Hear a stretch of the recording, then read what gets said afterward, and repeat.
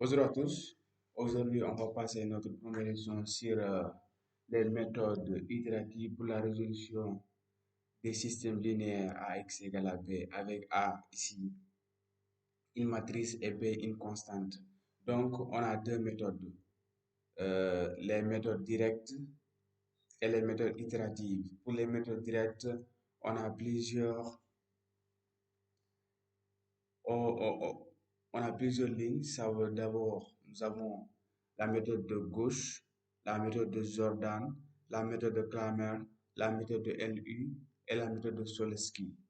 Donc pour les méthodes itératives, parce que on a plusieurs ici, comme, par exemple trois. Donc nous avons la méthode de Gauss-Seidel, la méthode de Jacobi et la méthode de relaxation. Maintenant, nous allons passer sur la différence entre ces deux méthodes. Donc, la différence entre ces deux méthodes, pour la méthode directe, on peut trouver la solution exacte x qui vérifie ax égale à b. Ça veut dire que si c'est x qui est la solution. Parce que pour résoudre une équation, qu'est-ce qu'une équation si on a une inconnue? Ici, l'inconnu c'est x. Donc, pour la méthode directe, c'est-à-dire, donc pour la méthode pivot de gauche, Jordan, Clamin, LU et Solowski, on peut trouver la valeur exacte de x. La valeur exacte de x ici, qui vérifie ça à x égale à b. Donc, contrairement à la méthode itérative, on peut seulement, pour cette méthode, on peut seulement trouver une solution approchée x étoile. Maintenant, euh, maintenant, on va passer donc pour la résolution de l'équation ax égale à b par la méthode itérative, Comment nous allons résolver maintenant l'équation ici ax égale à b, qui est l'équation linéaire, c'est un système d'équation linéaire. Donc ici, par la méthode itérative, première chose d'abord, qu'est-ce qu'on fait? On décompose d'abord A sous la forme de deux matrices A égale à m moins n avec m une matrice facile à inverser. Maintenant, donc, puisque si A égale à m moins n, or, on sait que AX égale à B, ce qui implique donc, je remplace ici A par m moins n, ce qui donne que m moins n x égale à B. Donc, si je développe, donc, j'aurai donc m x moins n x égale à b, ce qui implique donc, je transpose donc le nx là, ce qui donne m x égale à b plus nx. Or, j'avais dit que si m c'est une matrice facile à inverser, ce qui va me donner, donc puisque m c'est une matrice facile à inverser, donc si je multiplie m par son inverse, donc j'aurai, parce qu'on sait que puisque m c'est une matrice facile à inverser, donc ça veut dire m moins 1 c'est égal à identité qui est égal à 1 ici. Donc, si je multiplie ici partout, ici, si je multiplie partout par m moins 1, donc j'aurai ici donc x, parce que les m fois m moins 1, ça c'est égal à 1. Donc, ce qui va donner donc ici, ça c'est égal à x, qui est égal à m moins 1, facteur de nx plus b. Je pose ça, c'est égal à phi. Donc, ce qui donne donc x égale à phi de x. Donc, si x égale à phi de x, on a un théorème du point fixe. Donc, d'après le théorème du point fixe, la suite ici. Donc, la suite x0 appartient à Rn et aussi xn plus 1 égale à phi de xn converge vers le point fixe qui est x étoile. X étoile, c'est la solution approchée. Parce qu'ici, nous sommes sur les méthodes itératives. Je vous avais dit que pour les méthodes itératives, on trouve une solution approchée. Maintenant, ok. Maintenant, la suite la converge vers la solution approchée. Donc, qui est x étoile. Ce qui donne maintenant donc x, phi de x étoile égale à x étoile, parce que ça, c'est un théorème du point fixe qui dit ça. Maintenant, on a le schéma itératif. On a donc x, 0 appartient à Rn, on a donc xn plus 1 égale à phi de xn qui est égal à m moins 1 facteur de n xn n fois xn plus b. Ok, donc ça converge vers xn converge vers x étoile, ouais, et, et la solution de a x étoile égale à b avec m égale à n moins n a égale à m moins n. Ok, maintenant on va passer les méthodes itératives. Les méthodes itératives. On va passer donc pour les méthodes itératives, notamment d'abord avec les méthodes directes. La première chose, on passe d'abord pour les méthodes directes, on passe par la décomposition de LU. Donc, cette décomposition de LU, elle permet de résoudre l'équation AX égale à B. De plus, elle nous permet, elle nous permet de décrire A sous la forme de deux matrices triangulaires.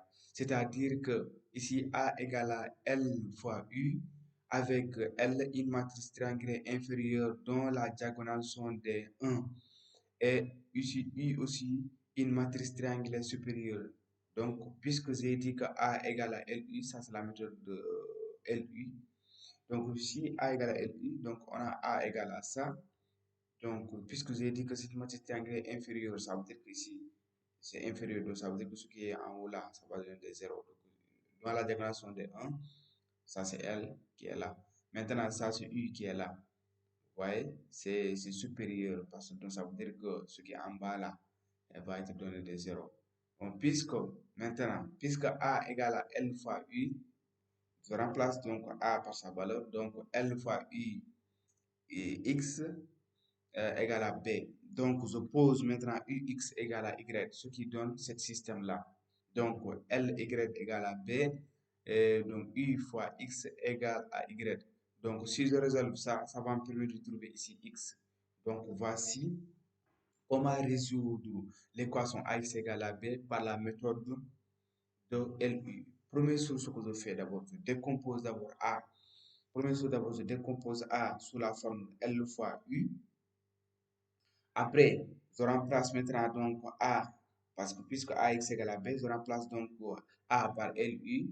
Donc, ça veut dire que donc LUX égale à B, je pose UX égale à Y, ce qui va donner donc L fois Y égale à B et U fois X égale à Y.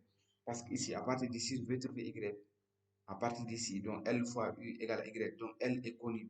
D'abord, je dois d'abord écrire d'abord, la première chose, je dois écrire d'abord par identification, je dois trouver code L et U pour résolver ce système. Ok. Maintenant, on va passer par la méthode de Solesky. Toujours, nous sommes sur les méthodes directes. Ok. À savoir qui sont Solesky, LU, pivot de gauche, Jordan, Kramer. Maintenant, j'ai pris les plus importantes, à savoir LU et Solesky. Donc ici, la méthode de Solesky aussi, parce qu'elle nous permet de résoudre tous ces méthodes-là, elle nous permet de résolver ou bien de résoudre l'équation AX égale à B. Donc, par contre, pour cette méthode de Solesky, on a un théorème ici.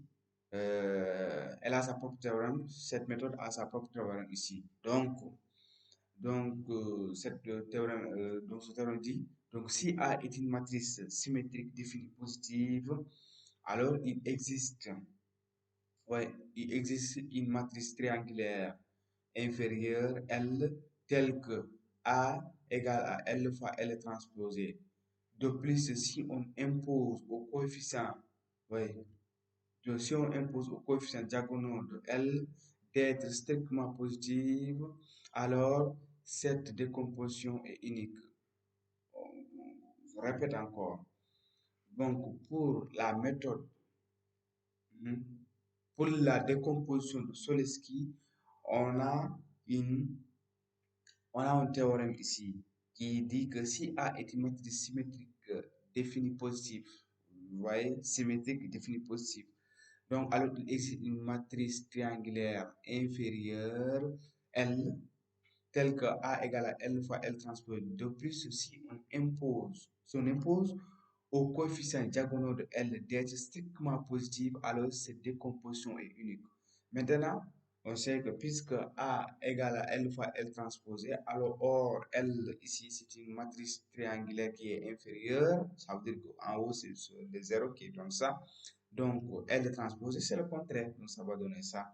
Ça veut dire L transposé c'est une matrice triangulaire aussi qui est supérieure, c'est ça. Maintenant, je vais faire un rappel qui est très important.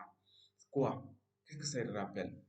Qu'est-ce que c'est ce rappel? Maintenant, si A, si A est symétrique, ce qui alors A transposé de A égale à A, ou bien A égale à transposé de A. De plus aussi, et si A est défini positif, A est défini positif si et seulement si il existe L qui est une matrice triangulaire inférieure telle que A égale à L moins L fois L transposé. Puisque après ça, c'est très important. Avant, c'est ça le théorème. Le théorème dit ça. Avant maintenant, pour cette méthode, avant de résolver, de passer à la résolution de l'équation AX égale à B, avant de passer à cette méthode de résolution, il faut d'abord démontrer ça. Donc, parce que c'est ça le théorème. Sans ça, on ne peut pas appliquer ce théorème. Il faut d'abord démontrer ça. Maintenant, pour démontrer que A est symétrique, il faut montrer que transposé de A égale à A. Et aussi, A est défini positif, c'est-à-dire qu'il existe L. Après avoir dit ça, ça veut dire que donc il existe L, une matrice triangulaire inférieure telle que A égale à L fois L transposé. Donc, puisque maintenant A égale à L fois L transposé implique donc, or, or aussi AX égale à B, ce qui implique donc L fois L transposé fois X égale à B. Je pose L transposé on va transposer de L fois X égale à Y.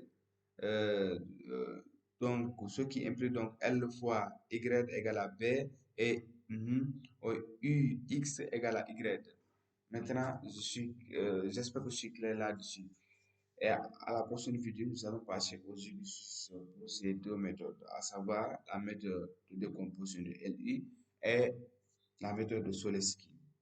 Merci de votre attention et à bientôt.